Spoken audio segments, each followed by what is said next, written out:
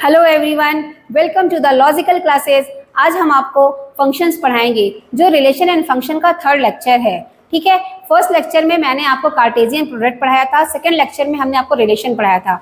और ये जो फंक्शन है ये रिलेशन का ही रिलेशन ही एक वन टाइप ऑफ रिलेशन है कुछ कंडीशंस के साथ। कहने का मतलब जो रिलेशन होता है, जितने भी सबसेट्स मिलते हैं कार्टेशियन प्रोडक्ट के, वो सारे के सारे रिलेशंस हो जाते हैं, पर उन रिलेशंस में कुछ कंडीशन के साथ ही हमारा फंक्शन तैयार होता है, जो कंडीशन हम डेफिनेशन के थ्रू आपको समझाएंगे। चलिए स्टार्ट करते हैं। ठीक, फंक्शन की डेफिनेशन क्या है? A relation from set A to set B is said to be a function if every element of set A has one and only one image in set B. कहने का मतलब ऐसा relation जिसमें set ए के सारे element connected हो, मतलब set ए के सारे एलिमेंट प्रेजेंट होने चाहिए, वो कनेक्टेड हो सेट बी से, और उसकी बेसिक कंडीशन क्या है कि सबकी एक ही इमेज हो, एक से ज्यादा इमेज नहीं होनी चाहिए, एक ही इमेज होनी चाहिए बी में। ठीक है, तो ये हमारा फंक्शन की बेसिक डेफिनेशन है कि हमारी एक ही इमेज होनी चाहिए। और दूसरी वे में इसको समझना चाहे कि हर एलिमेंट सेट ए का बी में कनेक्टेड होगा, और बी से जरूरी नहीं बी के सारे एलिमेंट कनेक्टेड हो, बी के कुछ एलिमेंट छूटे भी रहे तो कोई दिक्कत नहीं है। ठीक है, ए के सारे एलिमेंट जो कनेक्टेड हैं बी से वो रेंज कहलाएंगे, और ए के सारे एलिमेंट डोमेन कहलाएंगे, और को डोमेन सेट बी होता है यहाँ पे। ठीक, तो कहने का मतलब हम बोल सकते हैं कि डोमेन हमारा क्या हो जाएगा? सेट ए। तो सेट ए फंक्शन के केस में सेट ए हो जाएगा। सेट ए क्या हो, यहाँ पे दिया एग्जाम्पल के तौर में ए बी सी डी, और जो हमारा रेंज है वो कनेक्टेड है जो सेट ए से। तो कनेक्टेड एलिमेंट क्या क्या है इसमें? Only 1 2 and 3। ठीक है, और जो को डोमेन होता है वो हमेशा सेट बी होता है। तो सेट बी हमारा क्या है? 1 2 3 चाहिए। ठीक है, यदि इसके लिए एग्जाम्पल हम बना के दिखाना चाहें तो हम आपको दिखा सकते हैं। हमने ले लिया ए बी सी डी, ठीक है, यहाँ पे ले लिया ई एफ जी एच। ठीक, ए ई से कनेक्टेड है, और बी एफ से कनेक्टेड है, सी जी से कनेक्टेड है, डी जी से कनेक्टेड है, और एफ बी सी से कनेक्टेड हो गया। ठीक है, तो कहने का मतलब यहाँ पे हम देखना चाहें तो ई ए सिंगली कनेक्ट है ई से, करेक्ट है। बी एफ से बी की एक ही इमेज है, चलेगा। ठीक है, सी की यहाँ पे दो इमेजेस बन गई, एक जी और एक एफ, जो कि पॉसिबल नहीं है। कहने का मतलब ये इंडिकेट करता है कि ये फंक्शन नहीं है। कहने का मतलब है जो फंक्शन होता है वो एक तरह का रिलेशन होता है, और उस रिलेशन में सेट ए के सारे एलिमेंट कनेक्टेड होते हैं सेट बी से, और उनकी सिर्फ और सिर्फ एक ही इमेज मिलेगी सेट बी में। ठीक है, और इसलिए यहाँ पे बोला जाता है कि डोमेन पूरा का पूरा सेट ए होगा, रेंज हमारा सिर्फ ए से कनेक्टेड एलिमेंट जो बी के होंगे वही रेंज होंगे, और को डोमेन जैसा हम पढ़ते आए हैं कि पूरा का पूरा सेट बी होगा। ठीक है, तो ये फंक्शन की बेसिक डेफिनेशन हुई जो आप समझ चुके हैं। अब इसके आगे हम डिफरेंट टाइप ऑफ फंक्शंस आपको बताएंगे। तो फर्स्ट फंक्शन हमारा बनता है आइडेंटिटी फंक्शन। ठीक है, आइडेंटिटी फंक्शन क्या है? A function F from R to R is called identity function if fx is equal to x for every x belongings to r। Identity function का मतलब है जिस पे अप्लाई किया जाए फंक्शन को वो वही पॉइंट को दे दे। कहने का मतलब x पे अप्लाई किया तो x दे दे, 1 पे अप्लाई किया तो 1 दे दे, 2 पे अप्लाई किया तो 2 पे दे दे। ठीक है, तो ऐसे फंक्शन को हम आइडेंटिटी फंक्शन बोलते हैं। तो देखो इसका ग्राफ कैसा जाएगा भाई, x एक्सिस और y एक्सिस के बीचों बीच एक स्ट्रेट लाइन जाएगी जो x एक्सिस से 45 डिग्री पे पास होगी। ठीक है, तो ये इसका ग्राफ हो जाएगा। अब इसकी डोमेन की बात करें तो भाई सब तरह से सेटिस्फाइड हो रहा है, तो डोमेन पूरा का पूरा आर हो जाएगा, रियल नंबर, और रेंज भी पूरा का पूरा रियल नंबर को कवर करेगा। ठीक है, हमारा सेकंड फंक्शन आता है कांस्टेंट फंक्शन। तो कांस्टेंट फंक्शन की डेफिनेशन क्या है? Function F from R to R is called the constant function. जैसा कि नाम बता रहा है कांस्टेंट, तो इसकी वैल्यू भी क्या आएगी? Constant C. तो F x is equal to C for every x belongings to R, मतलब हर एक्स के लिए एफ एक्स की वैल्यू क्या आ जाएगी? हमारी सी आ जाएगी। ठीक है, तो डोमेन क्या हो जाएगा? पूरा का पूरा हमारा भाई पूरे का पूरा डोमेन के लिए काम करेगा, तो डोमेन हमारा पूरा का पूरा आर हो जाएगा। हमारा रेंज क्या हो जाएगा? सी हो जाएगा। ठीक, चलिए अब हम आपको थर्ड फंक्शन बताते हैं, पॉलिनोमियल फंक्शन। जैसा कि नाम बता रहा है कि पॉलिनोमियल फंक्शन, तो एक पॉलिनोमियल पे ही बेस्ड होगा। ठीक है, तो a function F from R to R is called the polynomial function if हमारा फंक्शन कैसा हो या इसको कैसे डिफाइन करें, F x is equal to A not plus A one X plus A two x square plus dash dash dash A N X to the power N, where N is a positive integer. N एक positive integer होगा और N ही हमारा degree कहलाएगा इस polynomial का, ठीक है। a0, a1, a2, a3, an ये जो कॉन्स्टेंट्स हैं वो रियल नंबर में बिलोंग करेंगे, मतलब वो रियल नंबर्स होंगे। एक एग्जांपल हम लेते हैं, F x is equal to x square plus 7x plus 2। देखो जैसे इस एग्जांपल को लिया तो इसका डिग्री हमें समझ में आ रही है 2। डिग्री 2 होने के मतलब ये कैसा हो जाएगा, क्वाड्रेटिक पॉलिनोमियल होगा, ठीक है। तो क्वाड्रेटिक फंक्शन का जो ग्राफ होता है हमेशा पैराबोलिक होता है। तो क्यों होता है, क्योंकि Y square is equal to 4ax या X square is equal to 4ay ये पैराबोला की बेसिक इक्वेशंस होती है, ठीक है। तो यदि हम इसका ग्राफ देखने जाना चाहें तो ग्राफ हमारा कैसे बन जाएगा, या तो यहाँ कहीं पैराबोला होगा, या तो यहाँ कहीं पैराबोला होगा, या तो ऐसा पैराबोला होगा, और या तो हमारा ऐसा पैराबोला हो सकता है, कहीं पे भी पैराबोला बनेगा। पर यदि कोई क्वाड्रेटिक पॉलिनोमियल है तो उसके ग्राफ हमेशा पैराबोलिक ही आएगा, ठीक है। अब हमारा आता है 4th नंबर का फंक्शन जिसे हम बोलते हैं रेशनल फंक्शन। रेशनल फंक्शन की डेफिनेशन क्या है, a function f from r to r is called rational function if fx is equal to gx upon hx, ठीक है। For every x belongings to r and hx can not be 0। ये तो maths का basic rule होता है, यदि हम किसी चीज़ से डिवाइड करते हैं तो उसको 0 नहीं होना चाहिए, ठीक है। जहाँ पे gx और hx दोनों ही पॉलिनोमियल फंक्शन है, ठीक। एक एग्जांपल लेते हैं, F x is equal to x square plus 1 upon X square minus 1 such that X square can not be 1, क्योंकि एक्स स्क्वायर पे यदि 1 देते हैं तो नीचे 0 हो जाएगा। तो ये कंडीशन के साथ ये जो फंक्शन तैयार हुआ है that function is your rational function, क्योंकि इसका जो न्यूमरेटर है वो भी पॉलिनोमियल है, डिनोमिनेटर वो भी पॉलिनोमियल है। मॉडुलस फंक्शन कैसा फंक्शन है, ऐसा फंक्शन है जो किसी भी नेगेटिव नंबर को पॉजिटिव कर देता है, पॉजिटिव को पॉजिटिव ही रखता है, ठीक है। तो उसकी डेफिनेशन क्या है, चलिए देखते हैं। A function f from r to r is called modulus function defined as fx is equal to mod of x for every x belongings to real number, ठीक है। fx कैसा है, मॉड x, मॉडुलस। तो two parallel line के बीच में हम x को रख रहे हैं, इसको बोलते हैं मॉड, ठीक है। मॉडुलस x का मतलब है ये हमेशा एक पॉजिटिव क्वांटिटी देगा, ठीक है। तो इसको हम फर्दर डिफाइन कर रहे हैं किस तरीके से, F x is equal to minus X when X is less than 0। इसको माइनस एक्स क्यों ले रहे हैं, क्योंकि कोई भी नेगेटिव नंबर है वो पॉजिटिव कब होगा, जब उसके बाहर हम एक नेगेटिव और लगा दें। तो इसलिए माइनस ऑफ एनी नंबर इसमें इज बिकम पॉजिटिव नंबर, ठीक है। तो इसलिए इसको हम कैसा लिखते हैं, एफ एक्स पहली कंडीशन हो गई, F x is equal to minus X x is less than 0। अब ये 0 कब होगा, जब x 0 होगा। ये x कब होगा, जब x मोर देन 0 होगा। कहने का मतलब है कि x पॉजिटिव है तो मॉडुलस फंक्शन तो वैसे ही आ जाएगा, मॉड ऑफ 2 हो जाएगा, मॉड ऑफ 1.3 हो जाएगा। पर मॉड ऑफ माइनस 5.7 तो माइनस ऑफ माइनस 5.7 होगा तो बिल्कुल क्या बन जाएगा, 5.7 बन जाएगा। तो मॉडुलस फंक्शन किसी भी नेगेटिव नंबर को पॉजिटिव कर देता है, पॉजिटिव को पॉजिटिव रखता है, बस बहुत सिंपल फंक्शन होता है, ठीक है। अब इसके ग्राफ की हम बात करते हैं। देखो एफ एक्स कैसा है, एफ एक्स को जब भी सॉल्व करते हैं एक पॉजिटिव क्वांटिटी देता है। तो कहने का मतलब एफ एक्स थी हमारा वाई एक्सेस होता है। एक्चुअली में जो एफ एक्स होता है फंक्शन जिसको हम बोलते हैं एफ एक्स एक तरह का वाई एक्सेस को इंडिकेट करता है, ठीक है। तो हमारा कहने का मतलब एफ एक्स पॉजिटिव है, तो यदि हम इसका ग्राफ देखने जाएं तो वाई पॉजिटिव की ओर इसका ग्राफ भागेगा।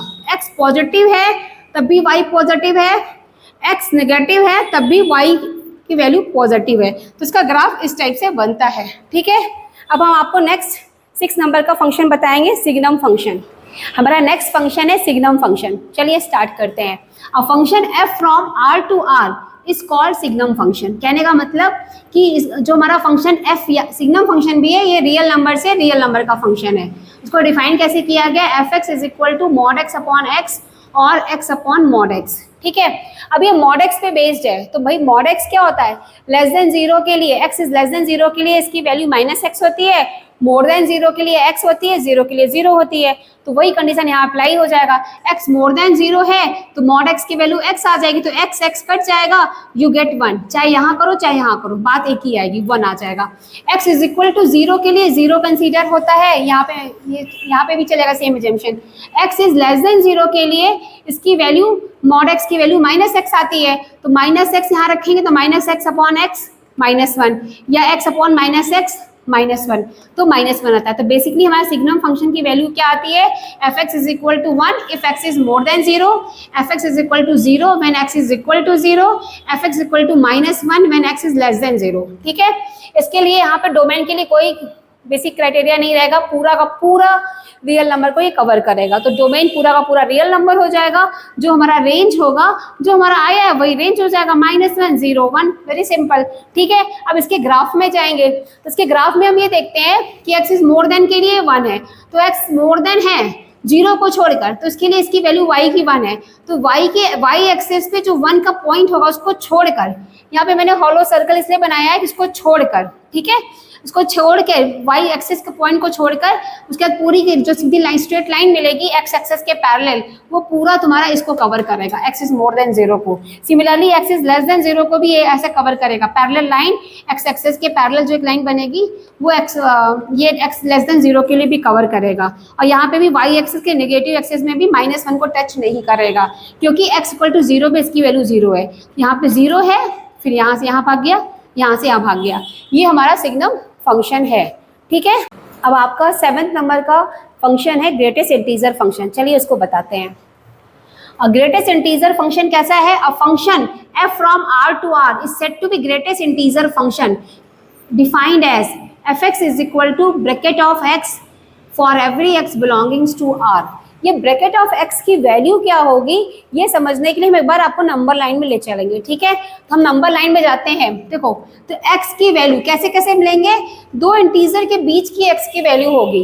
ठीक है, तो ग्रेटेस्ट इंटीजर फंक्शन में इसकी वैल्यू, जैसे हमने 0 to 1 के बीच की बात करें, फॉर एग्जाम्पल 0 to 1 के बीच की बात करें तो 0 से लेकर मतलब इंक्लूड कर लें 0 को, और 1 तक, 1 को छोड़कर एक्सक्लूड कर दें, तो 1 तक के जितने भी पॉइंट्स होंगे उनकी सारी वैल्यू 0 होगी।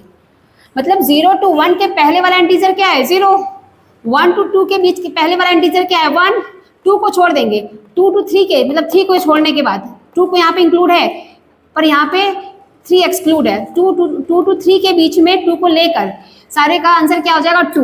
कहने का मतलब यदि मैं एग्जांपल ले ब्रैकेट x -1 कब होगा, तो ये -1 less than equal to x is less than 0, इसका कहने का मतलब -1 और 0 के बीच के सारे नंबर हम उठा ले तो उन सब का ब्रैकेट -1 होगा, -1 को भी लेके चलेंगे। ठीक है, इसलिए यहाँ पे इक्वल टू लगा हुआ है, तो -8 ब्रैकेट -0.8 इज -1, 0.5 इज -1, -1 इज -1। कहने का मतलब हमारा इंटीजर कैसा होता है, जस्ट पहले तो निगेटिव की तरफ जब जाएंगे तो 0 के पहले का इंटीजर क्या है -1, -1 के पहले का इंटीजर क्या है -2, -2 के पहले का इंटीजर क्या है -3, तो हम किधर जा रहे हैं, अपने राइट हैंड साइड वाले इंटीजर को पकड़ते हैं। ठीक है, तो कहने का मतलब यदि हम बोलें -2.3 तो -2.3 का ब्रैकेट -2.3 का वैल्यू क्या आएगी -3 आएगी। इसी तरह मैंने दूसरा एग्जांपल लिया है bracket x is equal to 5, ये कब पॉसिबल है, जब 5 और 6 के बीच का इंटीजर लें और 5 इंक्लूडेड रहे। ठीक है, तो 5 is less than equal to x is less than 6 हो तो हर केस में उसका आंसर ब्रैकेट x का क्या आएगा 5 आएगा, तो 5.2 5, 5.7 5 और 5 भी 5 होगा। ठीक है, तो ग्रेटेस्ट इंटीजर फंक्शन को थोड़ा सा ध्यान से समझा जाए तो बहुत आसानी से समझ में आ जाता है। अब हम आपको अलजेब्रा ऑफ रियल फंक्शंस बताएंगे। ठीक है, अलजेब्रा का मतलब ही होता है addition, subtraction, division, multiplication, scalar multiplication etcetera. ठीक है, तो हम एक एक स्टेप को बताते जाएंगे, बहुत ही ईजी है, और फिर एक एग्जाम्पल के साथ इसको फिनिश करेंगे। ठीक, algebra of real function, let us take two real function f from x to r and g from x to r। x भी सबसेट ऑफ r ही है, x एक ऐसा सेट है जो सबसेट ऑफ r है। ठीक है, then we defined algebra as addition of two real function, तो f plus g हमारा पूरा होल एक फंक्शन है, x to r है जिसको डिफाइन किया गया है f plus g of x is equal to fx plus gx for every x belongings to r। ठीक। इसी तरीके से सब्ट्रैक्शन ऑफ टू फंक्शन भी डिफाइन किया गया है। f minus g from x to r defined as f minus ji of x is equal to f x minus ji x for every x belongings to r। ठीक। अब इसी तरह multiplication of two real function, तो f dot g से two real function का multiplication define करेंगे, तो इस from x to r defined as f dot g of x is equal to f x dot g x for every x belongings to r। यहाँ dot का मतलब multiplication कर रहे हैं हम, ठीक है।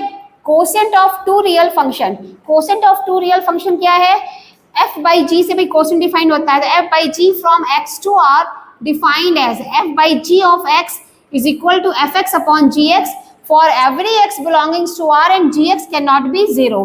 मैथ्स का बेसिक रूल है कि जिससे भी डिवाइड करेंगे वो नॉट इक्वल टू जीरो होना चाहिए। स्केलर मल्टीप्लीकेशन ऑफ फंक्शन को हम कैसे डिफाइन कर रहे हैं, a function alpha x from x to r defined as alpha of x is equal to alpha of f x for every x belongings to r and alpha is a scalar.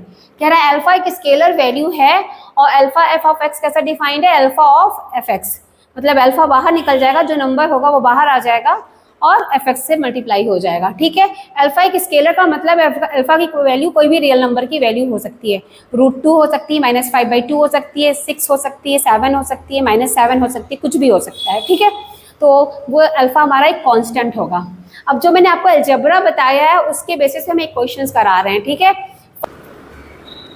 अब हम एक example कराते हैं। Find f plus g, f minus g, f dot g and f by g where f x is equal to x square plus 2 for every x belongings to r, gx is equal to 5x minus 3 for every x belongings to r।